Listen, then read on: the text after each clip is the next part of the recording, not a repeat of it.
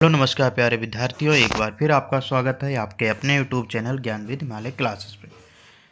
राजकीय आश्रम पद्धति परीक्षा की तैयारी आप लोग कर रहे हैं, तो उसमें हिंदी के भी 20 प्रश्न पूछे जाते हैं। हिंदी के कितने प्रश्न पूछे जाते हैं?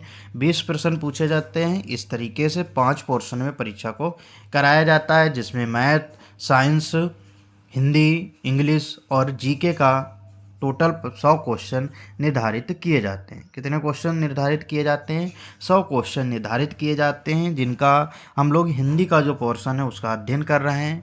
स्वर व्यंजन देखो, ये जब आप लोगों को हमने बताया था कि वर्णमाला, ये टॉपिक कौन सा चल रहा है? वर्णमाला टॉपिक है। कौन सा?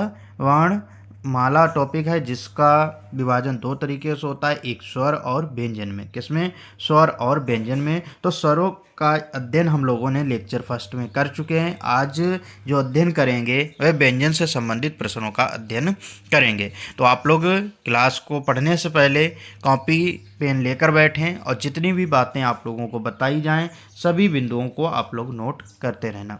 अब देखिए कि व्यंजन किसे कहते हैं।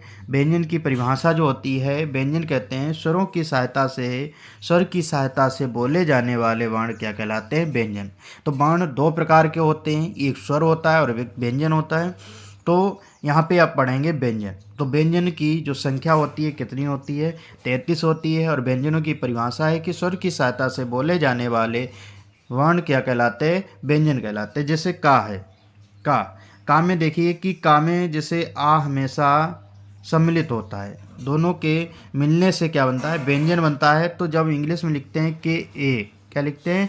के ए लिखते हैं या के एच ए लिखते हैं, तो यहाँ पे क्या होता है कि जो ए साथ में लगा होता है, यही परिभाषा को परिभाषित करता है। जैसे स्वरों की सहायता से बोले जाने वाले वर्ण क्या कहलाते हैं? व्यंजन कहलाते हैं। तो ए का जो उच्चारण है हर व्यंजन में उच्चारित होता है। तो अब पूछा जाए कि स्पर्शी व्यंजन कितने होते हैं? टोटल व्यंजनों की संख्या कितनी है? तो 33 है, जिसमें 25 स्पर्शी व्यंजन होते हैं, 4 अंतस्थ व्यंजन होते हैं और 4 उष्ण व्यंजन होते हैं। तो टोटल कितने व्यंजन होते हैं? तो 33 व्यंजन होते हैं। हम वर्ण की बात नहीं कर रहे, हम व्यंजन की कह रहे हैं कि व्यंजन की संख्या कितनी होती है? 33 होती है, जिसमें 25 स्पर्शी व्यंजन, 4 अंतस्थ व्यंजन, 4 उष्ण व्यंजन, जिनको हम अभी बताएंगे कि संघर्षी व्यंजन भी कहते हैं। अब देखिए कि स्पर्शी व्यंजन जो 25 होते हैं, स्पर्शी व्यंजन कहते किसको हैं? स्पर्शी व्यंजन किसको कहते हैं? तो जिन व्यंजनों का उच्चारण करते समय हवा फेफड़ों से निकलते हुए मुख के किसी स्थान विशेष को स्पर्श करे, उसे स्पर्शी व्यंजन कहते हैं।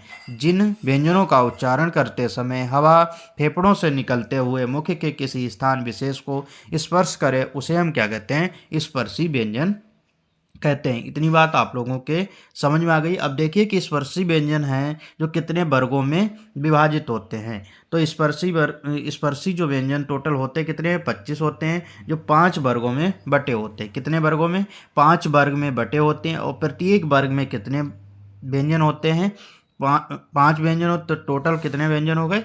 25 व्यंजन हो गए, जो इस तरीके से यहाँ पर प्रदर्शित किए गए हैं। आप लोग देखिए और समझिए इस बात को।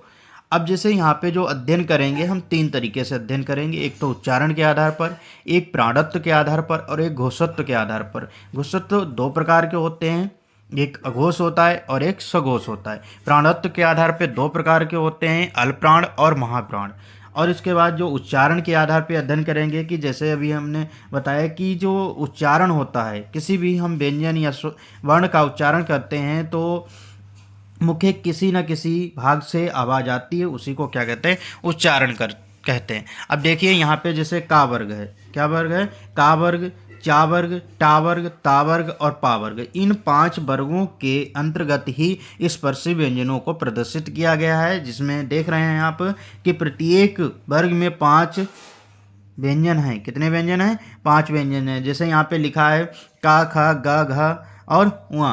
तो इस तरीके से प्रत्येक वर्ग में 5-5 अक्षरों को प्रदर्शित किया गया है। और जैसे चा वर्ग है, टा वर्ग, ता वर्ग और पा वर्ग। अब इनका उच्चारण स्थान देखते हैं। तो का वर्ग का जो उच्चारण स्थान होता है कंठ, क्या होता है? कंठ होता है। और चा वर्ग का तालु होता है, और टा वर्ग का मूर्धा होता है, ता वर्ग का दंत होता है और पा वर्ग का उच्चारण स्थान ओष्ठ होता है। क्या होता है? ओष्ठ होता है। तो यहाँ पे देखो का वर्ग के जो 4 अक्षर होंगे, ये 4 अक्षर होंगे कहाँ से बोले जाएंगे? कंठ से। ये 4 अक्षर कहाँ से बोले जाएंगे? तालु से। टा वर्ग के 4 अक्षर होंगे वो कहाँ से बोले जाएंगे? मूर्धा से। ता वर्ग के 4 अक्षर ये दंत से बोले जाएंगे। और ओष्ठ के जो 4 अक्षर हैं वो ओष्ठ से बोले जाएंगे। लेकिन जो पंचमा अक्षर होता है, प्रत्येक वर्ग का जो पंचमा अक्षर होता है, जिसको अनुनासिक व्यंजन कहा जाता है। क्या कहा जाता है? अनुनासिक व्यंजन कहा जाता है, क्योंकि इनका जो उच्चारण स्थान होता है नाक और मुंह से होता है। किससे होता है? जिनको हम नासिक के व्यंजन कहते हैं। क्या कहते हैं? नासिक के व्यंजन। इनका उच्चारण स्थान नाक और मुंह से होता है। इतनी बात समझ आ गई। उच्चारण की दृष्टि से हम लोगों ने पढ़ लिया है। तो का कंठ वर्ग से, का जो है कंठ से बोला जाता है। चा वर्ग जो है तालु से बोला जाता है। चा वर्ग तालु से। टा वर्ग मूर्धा से। ता वर्ग दंत से। और पा वर्ग ओष्ठ से बोले जाते हैं। अब देखना है हम लोगों को कि प्राणत्व के आधार पर, किसके आधार पर? प्राणत्व के आधार पे समझना है। प्राणत्व के आधार पे हमने बताया आप लोगों को 2 प्रकार होते हैं, अल्पप्राण होता है और महाप्राण होता है। अल्पप्राण और महाप्राण। अब देखिए कि जो इसे का वर्ग है, का वर्ग का जो पहला अक्षर है, ये जितने भी अक्षर रहेंगे ये कैसे होंगे? अल्पप्राण होंगे। प्रत्येक वर्ग का पहला अक्षर कैसा होता है? अल्पप्राण होता है। और तीसरा अक्षर कैसा होता है? अल्पप्राण होता है। और पांचवा अक्षर कैसा होता है? अल्पप्राण होता है। तो बात समझ आ गई कि प्रत्येक वर्ग का पहला, तीसरा और पांचवा अक्षर अल्पप्राण होता है। और अगर महाप्राण देखा जाए तो दूसरा और चौथा जो अक्षर होते हैं, दूसरे और चौथे स्थान पे जो अक्षर आते हैं, जो व्यंजन आते हैं, वो कैसे होते हैं? महाप्राण होते हैं। तो इतनी बात आप लोगों के समझ में आ गई। अब आप लोग देखिए कि अघोष और सघोष, अघोष और सघोष। घोषत्व के आधार पर 2 प्रकार के होते हैं, अघोष और सघोष। अघोष में कौन कौन से व्यंजन होते हैं? तो अघोष में पहला और दूसरा जो व्यंजन होता है उसको अघोष कहते हैं। बाकी जो तीनों व्यंजन बचते हैं उन्हें क्या कहते हैं? सघोष कहते हैं। तो अघोष और सघोष आप लोगों के समझ में आ गया। अब आप लोग यहाँ पे देख रहे होंगे कि जैसे यहाँ पे 2 अक्षर बने हुए हैं, 2 व्यंजन बने हुए हैं, जैसे इस तरीके से बनाए गए हैं, ये इस तरीके से बनाए। इन दोनों व्यंजनों को किस नाम से जानते हैं? तो इन दोनों व्यंजनों को हम लोग ताड़न जाति व्यंजन कहते हैं। क्या कहते हैं? ताड़न जाति व्यंजन कहें या द्विगुणी व्यंजन कहें या उत्क्षिप्त व्यंजन कहें। तो उत्क्षिप्त व्यंजनों की संख्या कितनी होती है? 2 होती है। ताड़न जात व्यंजनों की संख्या कितनी होती है? 2 होती है। द्विगुणी व्यंजनों की संख्या कितनी होती है? 2 होती है। इतनी बात आप लोगों को समझ में आ गई। ये ध्यान रखना कि द्विगुणी व्यंजनों की संख्या कितनी होती है। और यहाँ पे अभी आप लोगों को हमने बताया कि महाप्राण कौन कौन से होते हैं। तो महाप्राण दूसरा और चौथा महाप्राण होता है। अल्पप्राण पहला, तीसरा, पांचवा अल्पप्राण होता है। सघोष तीसरा, चौथा और पांचवा सघोष होता है। और अघोष पहला और दूसरा अघोष होता है। ये सभी बिंदुओं को आप लोगों को याद करना है। जब क्वेश्चन पूछा जाएगा निम्नलिखित में से कौन सा व्यंजन अघोष है, निम्नलिखित में से कौन सा व्यंजन अघोष है, तब आप लोगों को इन प्रश्नों का आंसर इस तरीके से देना है। अब देखिए कि अंतस्थ व्यंजन कितने होते हैं। अंतस्थ व्यंजन कितने होते हैं? तो अंतस्थ व्यंजन 4 होते हैं। कौन कौन से? या, रा, ल और वा। तो कौन कौन से होते हैं? या होता है, रा, ला और वा, ये अंतस्थ व्यंजन होते हैं। अब उच्चारण की दृष्टि से देखा जाए तो या का जो उच्चारण स्थान क्या होता है? तालव्य होता है। रा का उच्चारण स्थान बत्सर्य होता है। ला का उच्चारण स्थान बत्सर्य होता है। और वा का उच्चारण स्थान क्या होता है? दंतोस्तय होता है। और सभी अंतस्थ व्यंजन कैसे होते हैं? सघोष होते हैं। सभी अंतस्थ व्यंजन कैसे होते हैं? सघोष होते हैं। और अगर प्राणत्व के आधार पर देखा जाए कि सभी जो अंतस्थ व्यंजन होते हैं कैसे होते हैं? अल्पप्राण होते हैं। इन बातों को आप लोग कॉपी में लिखते रहिए। और आप लोग क्लास को कंप्लीट होने के बाद सभी बिंदुओं को एक बार फिर से रिवीजन कर लीजिए, तो उससे आप लोगों को याद करने में बहुत आसानी रहेगी। उसके बाद आप लोग देखिए कि अर्धस्वर कितने होते हैं। अर्धस्वरों की संख्या कितनी होती है? 2 होती है। कौन कौन से? या और वा। कौन कौन से होते हैं? या और वा होते हैं, जो अर्धस्वर कहलाए जाते हैं। अच्छा, इन्हें अर्धस्वर क्यों कहा जाता है? जैसे आप लोग यहाँ पे देखिए कि लिखते हैं, हमने लिखा कौवा, लिखा क्या लिखा? कौवा। और यहाँ पे लिखा कौवा, दोनों सही लिखा है। तो यहाँ पे क्या है कि वा की जगह पे अगर हम आ का भी प्रयोग कर सकते हैं, वा की जगह पर आ का भी प्रयोग कर सकते हैं, तो इसका मतलब है कि व्यंजन जो है आधा स्वर का भी रूप लेता है। इसी कारण इसे हम क्या कहते हैं? अर्धस्वर कहते हैं। ऐसे ही या का समझिए, जैसे महिलाएं क्या लिखते हैं? महिलाएं लिखते हैं। महिलाएं ए बना देते हैं और महिलाएं में या भी बना लेते हैं। क्या लिखते हैं? या में एक की मात्रा लिखते हैं। तो महिलाएं, तो यहाँ पे आप लोग समझ सकते हैं कि या और एक की दोनों को प्रयोग कर सकते हैं, अर्थ एक ही होता है, उच्चारण एक ही होता है। तो इस कारण इन दोनों स्वरों को क्या कहा, इन दोनों व्यंजनों को क्या कहा जाता है? तो अर्ध व्यंजन कहा जाता है, अर्ध स्वर कहा जाता है। अब अच्छा, व्यंजन को अर्ध स्वर क्यों कहा जाता है? क्योंकि इसलिए कहा जाता है कि आधा स्वर का रूप धारण करते हैं। अब पूछा जाए कि पार्श्विक व्यंजन कौन से होते हैं? पार्श्विक व्यंजन कौन सा है? तो पार्श्विक व्यंजन ला है। पार्श्विक व्यंजन कौन सा है? ला है। और लुंठित अगर व्यंजन पूछा जाए तो कौन सा है? रा है। तो पार्श्विक व्यंजन ला होता है और लुंठित व्यंजन कौन सा होता है? रा होता है। इतनी बात आप लोगों को समझ में आ गई। अर्धस्वर कितने होते हैं? 2 होते हैं। अंतस्थ व्यंजन कितने होते हैं? 4 होते हैं। कौन कौन से? या, रा, ला और वा। अर्धस्वर कौन से होते हैं? या और वा अर्धस्वर होते हैं। सभी अंतस्थ व्यंजन कैसे होते हैं? सघोष होते हैं और सभी अल्पप्राण होते हैं। इसके बाद देखिए कि रा के कितने रूप होते हैं। आपसे पूछा जाए रा कैसा व्यंजन है? रा कैसा व्यंजन है? तो रा अंतस्थ व्यंजन है। रा के कितने रूप होते हैं? 3 रूप होते हैं। रा के कितने रूप होते हैं? 3 रूप होते हैं। कौन कौन से? एक पदेन रूप होता है, सामान्य रूप होता है, रेफ रूप। कौन कौन से? पदेन रूप, सामान्य रूप और रेफ रूप।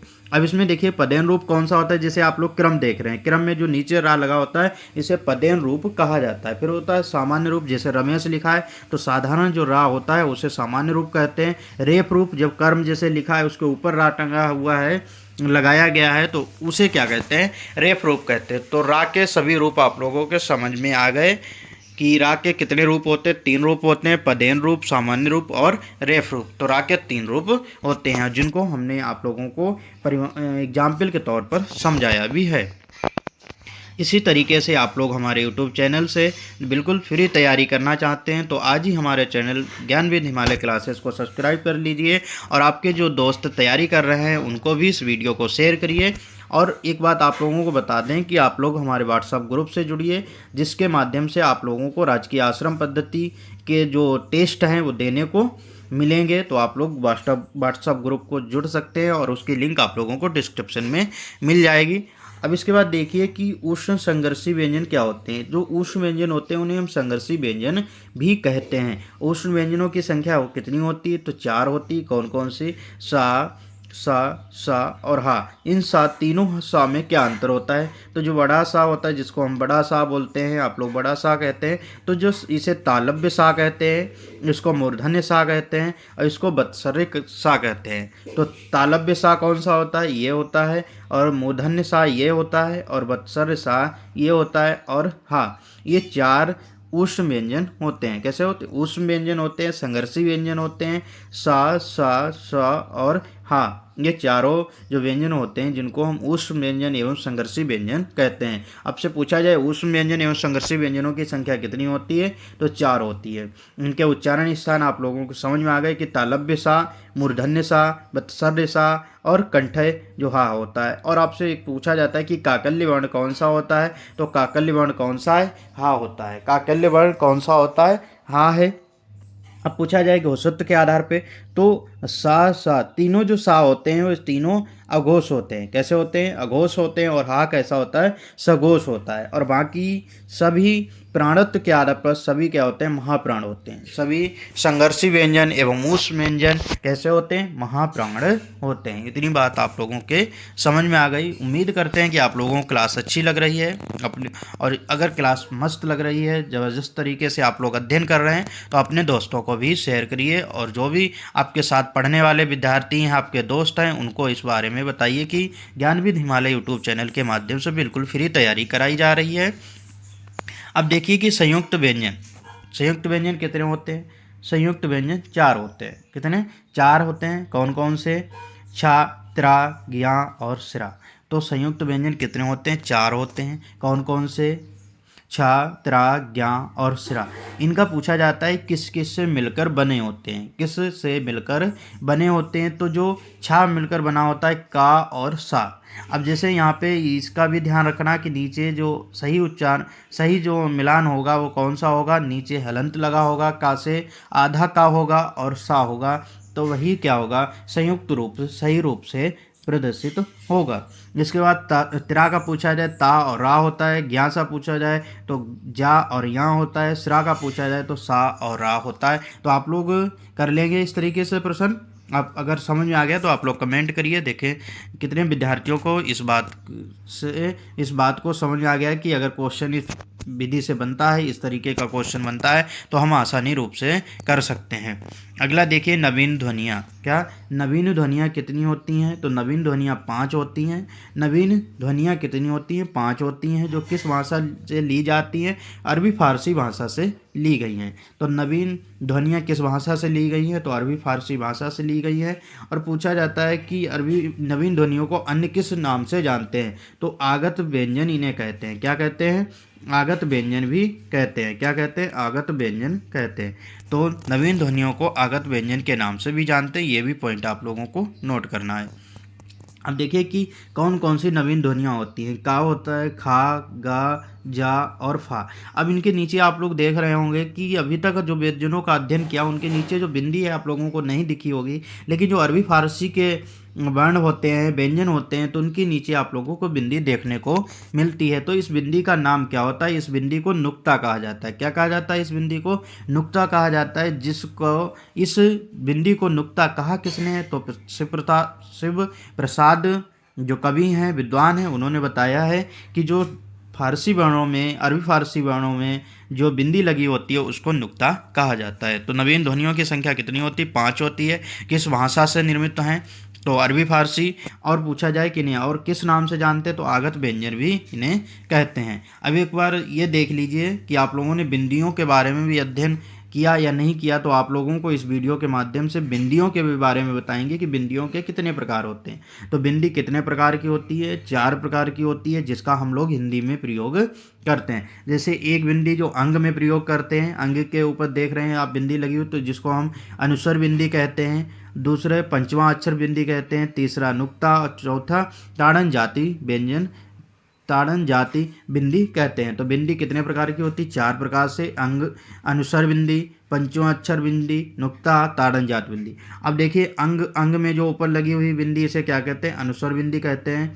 वहाँ में जो लगी हुई है, जैसे प्रत्येक वर्ग का जो पंचवां अक्षर होता है, का वर्ग का जो पंचवां अक्षर है उसमें देखिए आप बिंदी लगी हुई है। इसके बाद जैसे हमने अरबी फारसी बताया कि ये का है, का के नीचे बिंदी लगी हुई, तो इसे नुक्ता कहते हैं। ताड़न जाति व्यंजन जिसमें अभी हमने बताया था आप लोगों को ये वाले, तो इन्हें ताड़न जाति व्यंजन कहते हैं, उत्क्षिप्त व्यंजन कहते हैं, द्विगुणी व्यंजन कहते हैं। तो ये 4 तरीके से बिंदी होती हैं। तो बिंदी के कितने प्रकार होते हैं? तो बिंदी के 4 प्रकार होते हैं। अनुस्वर बिंदी, पंचमा अक्षर बिंदी, नुक्ता बिंदी और ताड़न जाति बिंदी या द्विगुणी बिंदी कहा जाता है। अब इसके बाद देखिए कि आप लोग जब व्यंजनों को लिखते हैं तो इस तरीके से लाइनों का प्रयोग करते हैं। जैसे आप का लिखते हैं तो पहले ये इन दोनों का प्रयोग करते हैं। तो इनका कभी सोचा है इनको कहते क्या हैं? इनको कहते क्या हैं? कभी सोचा है आप लोगों ने? बताइए, क्या इसका प्रयोग हर स्वर में होता है, हर व्यंजन में होता है? इस लाइन का प्रयोग हर स्वर हर व्यंजन में होता है, लेकिन इसका प्रयोग हर वर्ण या हर मतलब किसी हर स्वर हर व्यंजन में प्रयोग इसका नहीं होता है। जैसे आप लोग जब ई लिखते हैं, क्या लिखेंगे? ई का जब लेखन करेंगे तो देखिए ये लाइन खींची गई है, लेकिन ये वाली लाइन खींची नहीं गई है। ऐसे बहुत से व्यंजन है जिसमें इस लाइन का प्रयोग हर व्यंजन में किया जाता है, हर स्वर में किया जाता है, वर्ण में किया जाता है, लेकिन इसका प्रयोग हर वर्ण, जैसे रा का आप लिखते हैं तो रा में क्या इसका लाइन का प्रयोग किया गया? नहीं किया, लेकिन इस लाइन का प्रयोग किया जाता है।